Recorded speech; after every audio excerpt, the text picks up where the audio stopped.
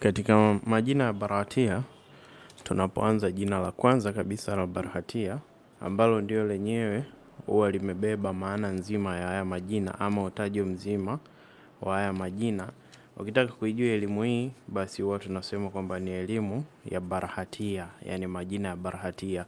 Kwa hivyo, ukiangalia hapo jina la kwanza kabisa, huwa linaitwa Barahatia. Ndio maana limebeba maana nzima hii elimu na kuitwa majina ya Barahatia.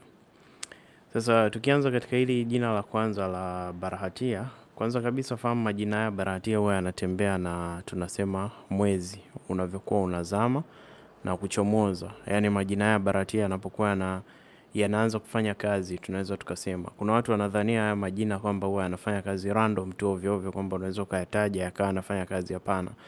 Haya majina ukiwa unalitumia moja moja, basi huwa unatakiwa uzingatie kipindi ambacho unachokuwa unalitumia, kwa sababu muda mwingine anaweza ikawa na kuvuruga tu akili. Sasa tukianza na jina la kwanza, huwa tunasema ni Barahatia, na lenyewe huwa linatembea na mwezi. Tunasema mwezi siku ya kwanza, yani ule mwezi mchanga, mwezi wa kwanza kabisa. Mfano leo hivi ni tarehe 1 mwezi wa kwanza, ambao tunasema ni tarehe 1 mwezi wa kwanza ya mwezi. Umeelewa? Yani tunasema ile lunar mentions, yani ile mwezi unapokuwa unaanza kuchomoza, yani mchomozo wa kwanza ama muandamo wa kwanza wa mwezi, ndio hiyo tunakuwa tunaita tarehe 1 ya jina la kwanza. Kwa hivyo unaweza kukuta muda mwingine katika tarehe za kalenda tunazotumia kawaida, labda hiyo ni tarehe 6, tarehe 7, tarehe 5, tarehe 3, kwa sababu hizi zinakuwa zinaenda, tarehe zetu sisi za kawaida huwa zinaenda zikiwa zimepangiliwa vile vile, yani tarehe 1, tarehe 2, tarehe 3, na huwa hazigeuki. Lakini tarehe za mwezi huwa zinakwenda zinahesabu, muda mwingine inakwenda 29, muda mwingine inakwenda 30, mwezi unakuwa unaonekana. Sasa ili kuweza kujua mizani ya mwezi ni lazima uwe unafuatilia moon phases. Unaweza kutumia saizi, watu wamerahisisha kwenye application nyingi za simu, zinakuwa zinaonyesha yale matabaka ya mwezi unapokuwa unachomoza. Sasa tukiangalia katika jina la kwanza la Barahatia, huwa linaitwa Barhatia. Ila unapokuwa unataja unatakiwa useme Barhatia, Barhatia, Barhatia. Ina maana kuna wengine huwa wanasema Barahati, Barahati, hiyo sio sawa. Ina maana unatakiwa useme Barhatia. Tena sio Barahatia, Barhatia. Bar, sio ra, Barhatia. Utakuwa unalitaja jina hilo Barhatia, Barhatia, ndio unakuwa upo katika hali ya usahihi wa matamshi. Na tukiangalia hata katika mpangilio tunasema mpangilio wa herufi zake, ili jina la Barahatia ukiangalia ni herufi, tunasema B, R, H, T, Y, H. Ina maana zinakuwa ni herufi 6. Barahatia. Sasa hizi nimewatajia herufi za Kiswahili, lakini huwa zinaangaliwa katika herufi za Kipersia, na hata Waarabu pia wanatumia hiyo hiyo, na baadhi katika maneno machache sana huwa wanatumia Waisraeli.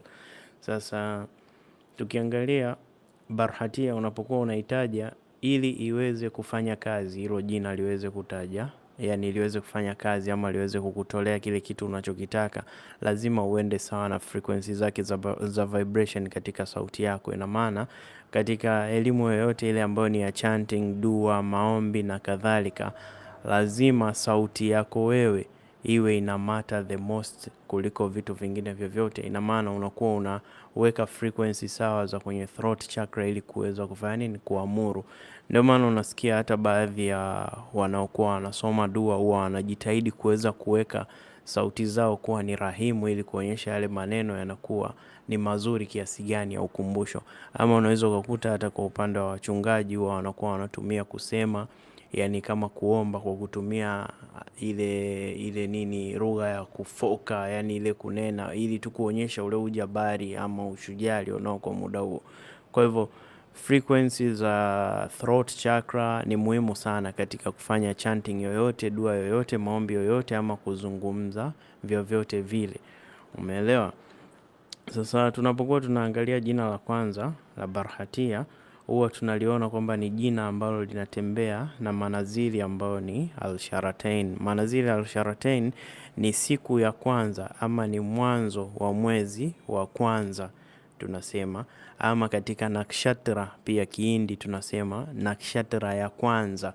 Yani pale unapokuwa umechomoza mwezi kwa mara ya kwanza, muda ule ndio ambapo utapata nguvu ya hili jina la Barahatia, kwa sababu muda huo hata malaika wake ndio wanakuwa wanatembea nalo jina kama jina lenyewe. Kwa hivyo hapa msije mkakaa mnadanganyana kwamba bana ukiwa na elimu ya Barahatia unaweza ukafanya chochote na wewe ukaamini kwamba saa yoyote ukifanya chochote kinaweza kikaenda. Hapana, hivi vitu vina siku yake, vina saa yake na vina muda wake.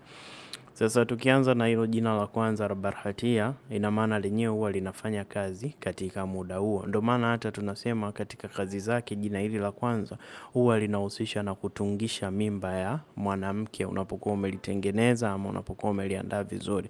So most of people wanakuwa wanafanya kama vile kubahatisha. Yani mtu anafanya tu kwa kurudia, kwa kuwa the key is repeatability. Katika kurudia kwake ipo siku anakuja kujikuta kaiotea ile siku na saa ambayo ni sahihi ya jina hili ndo linamfanyia matokeo. Lakini ukienda kufanya unakuta kila unavyofanya kavukavu, hamna kitu. Sasa tukiangalia maana ya jina hili huwa inasema kwamba yani yule ambaye ni mtukufu zaidi, ama tunasema mtakatifu zaidi, ama yule mwenye kusifiwa zaidi.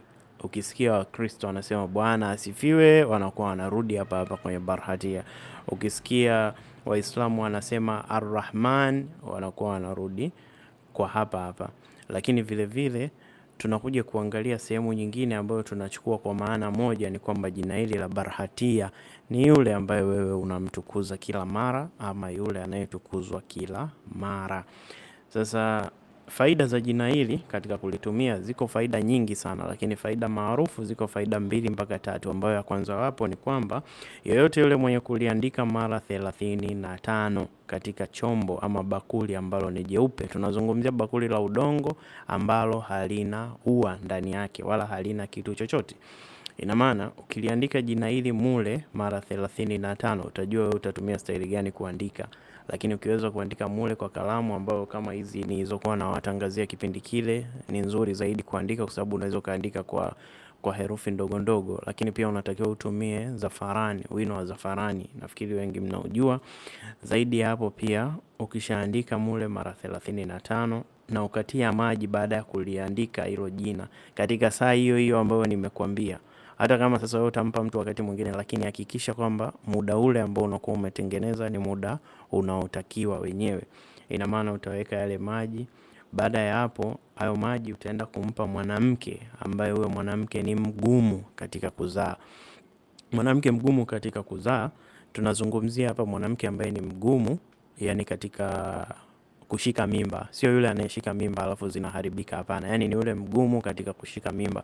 Yuko mwanamke ambaye tunasema ni tasa na yana tiba yake ni jina lingine, na yuko mwanamke ambaye yeye yani huwa tunasema anapoteza hedhi yake, na kuna tiba yake nyingine. Lakini hapa anayezungumziwa ni mwanamke ambaye ni mgumu katika kuzaa. Ina maana ugumu unaozungumziwa hapa, ugumu wa kwanza ni yule mwanamke ambaye hawezi kushika mimba lakini sio tasa. Lakini mwanamke wa pili ni yule ambaye uchungu wake umemkamata lakini kashindwa kufanya nini, kuzaa. But the moment ambao unaenda kumpa haya maji yule mwanamke, haitapita nusu saa huwa anajifungua. Hii tayari mimi binafsi nashukuru Mungu nimeshawahi kujaribu zaidi ya mara 7 kwa watu tofauti tofauti na ikaenda sahihi kabisa. Kwa hiyo hii ni sahihi na wala haina shaka. Kwa hivyo yote hayo utayafanya kwa kumtegemea Mwenyezi Mungu zaidi na kwa kuwa na imani ya jina hilo. Zaidi hapo tunakuja kuangalia katika hawasi nyingine ama katika shughuli ama kazi yake nyingine, ni kwamba yoyote yule ambaye maisha yake na mapato yake ni magumu sana ama kipato chake ni kigumu, basi atumie kila siku mara 100 kwa muda wa siku 40. Tunapozungumzia siku 40, utatakiwa uanze siku ile ile ambayo ile jina linachomoza, yani linakuwa lina ascend.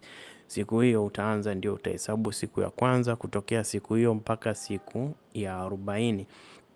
The moment unakaribia kumaliza ama unamaliza ile siku ya 40, basi Mwenyezi Mungu atakufungulia milango ya watu ambao watakuwa wanakutegemea wewe zaidi, watakuwa ni wengi na wewe hutawategemea wengine. Ina maana tayari mpaka hapo wewe ufunguliwa watu wengi wa kuweza kukutegemea, maana yake tayari wewe umeshafanya nini, umeshajitosheleza. The more unavyokuwa unapata, ndo the more unavyokuwa unapata wahitaji. Kwa hivyo unapokuwa unapata, usiweke mkono wa choyo. Hiyo ni hawasi ya pili, lakini pia tutaenda katika hawasi ya tatu, ambayo yoyote ile atakayeandika ama yoyote yule atakayeandika katika mkono wake wa kulia mara 7. Katika muda gani? Ina maana ni muda huo huo ambao jua linakuwa yani mwezi unakuwa umechomoza. Tunazungumzia magharibi. Muda huo ambao mbalamwezi inakuwa imeanza kuchomoza mara ya kwanza ama siku ya kwanza. So hapa pia kuna watu wengi sana ambao wanashindwa kuelewa mbalamwezi imechomoza kwao kwa muda gani. Kuna watu ambao kuna upande mwingine dunia mbalamwezi inayo kuchomoza, kuna upande mwingine inachelewa. Fahamu ya kwamba jinsi jua linavyoenda linatembea, ama mwezi unavyoenda unatembea, ama dunia inavyokwenda inazunguka. However wewe unavyoamini kwamba dunia inazunguka, jua linazunguka, mwezi unazunguka, ama nini kinazunguka. So vyovyote vile, fahamu ya kwamba kuna muda ambapo kile kipande kitatoka huku na kitarudi huku. Ina maana wakati ule ambao wewe kimekuchomozea kwako. Hata kama ukiangalia ukiona labda tuseme Saudi Arabia wana mbalamwezi saizi imeshachomoza, hiyo sio ya kwako, haikuhusu. Ina maana muda wako wewe haujafika. Ikifika kwako na umeiona mbalamwezi ile pale, hata kama ni siku ya pili, siku ya tatu, basi jua hiyo ndio ya kwako. Kwa hiyo muda huo utatakiwa uweze kutumia. So at that moment unatakiwa uandike kwenye kiganja chako cha mkono mara 7. Ukishaandika hapo, ukamaliza ukachukua. Tena unaweza ukaandika na asali, ama unaweza ukaandika hivyo hivyo na zafarani. Lakini most tested ambacho kimeshajaribiwa na watu wengi basi ni zafarani. Unaandika zafarani kama zafarani ambayo ni nyepesi kuyayuka kwenye mkono. Baada ya kuandika, unasogeza mdomoni kile kiganja chako, alafu unasoma hilo jina Barahatia, Barahatia, Barahatia, Barahatia, Barahatia, Barahatia. Unaona nikiwa nasoma mara nyingi unaweza kusema mwalimu mbona anakataa tusiseme Barahatia afu yeye anasoma Barahatia. Hapana. Unapokuwa unasoma Barahatia mara nyingi inageuka, ile H inaungana na A, ina maana inasoma kama Barahatia. Umeelewa? Ndio hivyo. Kwa hivyo utasoma mara 7, na baada ya hapo basi ukilamba ule mkono wako kabla hujala kitu chochote asubuhi, kila ambacho utakachokuwa unasikia ama kila ambacho utakachokuwa unaambiwa hakitatoka akilini kwako na hutasahau. So this one is best kwa wale ambao wenye watoto ama wale ambao wenye matatizo ya kumbukumbu. Hii ni moja kati ya dawa ambazo ni kubwa sana. Nikija kupata muda baadaye nitawaelezea pia faida ya kiganja chako. Yani kiganja chako kinaweza kufanya mambo mengi sana. Kiganja chako hichi kinaweza kukusaidia kuponya macho, kinaweza kukusaidia kuponya maumivu ya kichwa, kinaweza kukusaidia kuponya maumivu ya tumbo, kinaweza kukusaidia hichi kiganja chako kuponya kipanda uso. Kiganja hichi sio kuandika wala kufanya nini. Yani ni chenyewe hichi kuna muda wake ambao ukifika unaweza kufanya. Kwa hiyo unaweza ukafanya wewe na unaweza ukamfanyia mwingine. Sasa pia katika ziada ambayo naweza nikawafundisha ambayo wengi huwa hamfundishwi, ili jina siku yake huwa inaanzia Jumamosi, ndio siku yake ya kwanza ambayo linaanza ili jina. Ikiwa umekosa mbalamwezi na una dharura ya kufanya ili jina, basi huwa linafanyika siku ya Jumamosi ama linaanza Jumamosi. Thamani yake ukiwa umekosa kulitengeneza katika muda ambao imeascend mbalamwezi, ina maana thamani yake ni 622. So whether unataka kuandika ama unataka kusoma na una emergency, basi fahamu kwamba hiyo ndio idadi yake ya kusoma 622. Utakaa mwenyewe umetulia, ukiwa umetuliza akili yako na fahamu zako, utaifanya kama chanting meditation. Yani utakuwa unasema Barahatia, Barahatia, Barahatia, Barahatia, Barahatia. Sasa hili jambo msiliweke kidini sana, kwa sababu unajua asilimia kubwa ya wanafiki ni wengi. Utasikia haya ni mambo ya Kiislamu. Hapana. Hii ni elimu ambayo imepatikana kipindi cha nyuma kabisa, huko kipindi cha King Solomon. Kwa hivyo Suleiman hakuna mtu anayejua kama alikuwa ni Muislamu au ni Mkristo, lakini yeye alikuwa ni mmoja kati ya wale walioamini. Kwa hivyo waliomwamini Mungu, ikiwa yeye alikuwa Mkristo, Muislamu, mpagani, Mroma, mnani, however, ina maana tayari yeye alikuwa yuko chini ya uangalizi wa Mwenyezi Mungu. kama alikuwa anasali kwa kuinama, kama alikuwa anasali kwa kufanya nini, lakini Mwenyezi Mungu tayari macho yake alikuwa kashaweka pale kwake. Kwa hivyo ndio maana hata katika Qur'ani tunaona kwamba makafala Suleimani walakinna shayatina kafaru, wala Suleimani hakukufuru isipokuwa mashetani ndio waliofanya nini, waliokufuru. All in all, wacha niishie hapo kwanza. Hilo ni jina la kwanza la Barahatia, jifunze hilo. Baada ya hapo tutakwenda kwenye majina mengine moja moja. So hili pia nitalirudisha pia kwenye grupu kama sadaka kwa wanafunzi wengine ambao wanatamani kuweza kujifunza elimu hii ya Barahatia. Kila jina lina njia zake na taratibu zake, na wao kila mmoja atalipia kwa nafasi yake na atajifunza.